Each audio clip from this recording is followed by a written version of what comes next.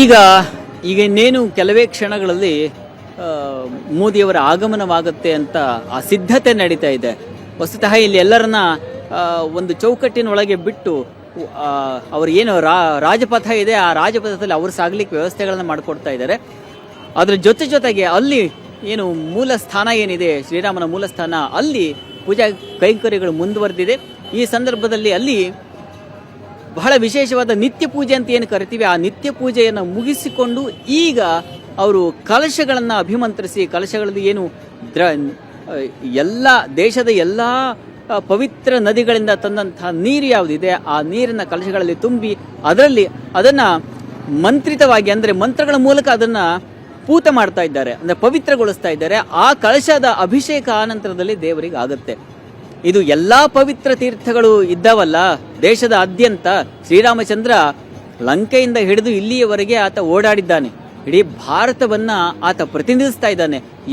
ಅದು ಭಾರತದ ಪಾದವಾದರೆ ಇದು ಹೃದಯ ಸ್ಥಾನ. ಹೀಗಾಗಿ ಶ್ರೀರಾಮಚಂದ್ರ ಸಂಚಾರ ಮಾಡಿದ ಎಲ್ಲಾ ಭಾಗಗಳು ಕೂಡ ಒಂದು ಕೇಂದ್ರ ಸ್ಥಾನದಲ್ಲಿ ಕೂತು ಬಿಟ್ಟಿದೆ ಈ ದಿವಸ. ನನಗೆ ವಿದ್ವಾಂಸರಾದಂತಹ ಶತಾವಧಾನಿ ಆರ್ ಗಣೇಶ್ ಅವರು ಒಂದು ಲೇಖನವನ್ನು ಕಳಿಸ್ಕೊಟ್ಟಿದ್ರು. ಅಯೋಧ್ಯೆ ಕುರಿತಾದಂಥ ರಾಮ ಮಂದಿರದ ವಿಶೇಷತೆಯ ಕುರಿತಾಗಿರ್ತಕ್ಕಂಥ ಒಂದು ಆರ್ಟಿಕಲ್ ಆಗಿತ್ತದು. ಅವರು ಅಲ್ಲಿ ರಾಮಸ್ವಾಮಿಗಳು ಕೂಡ ನಮ್ಮ ಗೋಖಲೆ ಸಂಸ್ಥೆಯ ಪ್ರಧಾನರು, ಅವರು ಒಂದು ಮಾತನ್ನು ಹೇಳ್ತಾರೆ, ಅಸ್ಮಿತೆಯ ಪ್ರಕಟೀಕೃತವಾಗ್ತಾ ಇದೆ ಈ ದಿವಸ ಅಂತ. ನಮ್ಮ ಭಾರತೀಯರ ಅಸ್ಮಿತೆ ಏನಿದೆ ಅದು ಈ ದಿವಸ ಪ್ರಕಟವಾಗ್ತಾ ಇದೆ ಅಂತಕ್ಕಂಥದ್ದು. ಪ್ರತಿಷ್ಠಾಪನೆ ಆದ ಸಂದರ್ಭದಲ್ಲಿ ಈಗಾಗಲೇ ನಾವು ಇನ್ನೇನು ಅಂತಿಮ ಘಟ್ಟಕ್ಕೆ ಬಂದು ತಲುಪಿದ್ದೀವಿ. ಪ್ರತಿಷ್ಠಾಪನೆ ಆದ್ರಲ್ಲಿ ಜೀವ ಬಂತು ಅಂತ, ರಾಮನಿಗೆ ಜೀವ ಬಂತು ಅಂದ್ರೆ ನಮ್ಮ ಅಸ್ಮಿತೆ ಏನಿದೆ ಅದು ಪ್ರಕಟವಾಗ್ತಕ್ಕಂಥ ಕ್ಷಣ ಅಂತಕ್ಕಂಥದ್ದನ್ನು ಹೇಳ್ತಾ ಇದ್ರು. ದೊಡ್ಡವರ ಮಾತು. ಇನ್ನು ಸಾಕಷ್ಟು ಮಾಹಿತಿಗಳನ್ನ ಕಳಿಸಿದ್ದಾರೆ, ನಾನು ನಂತರದಲ್ಲಿ ಹಂಚಿಕೊಳ್ತಿದ್ದೆ ಅದನ್ನ. ಎಸ್ ಶಾಸ್ತ್ರಿಗಳೇ, ಥ್ಯಾಂಕ್ ಯು ಸೋ ಮಚ್ ನಿಮ್ಮೆಲ್ಲ ಡೀಟೇಲ್ಸ್ಗೆ.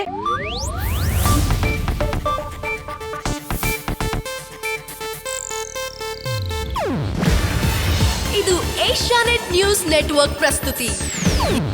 ನೀವು ನೋಡ್ತಿದ್ದೀರಾ ಏಷ್ಯಾನೆಟ್ ಸುವರ್ಣ ನ್ಯೂಸ್.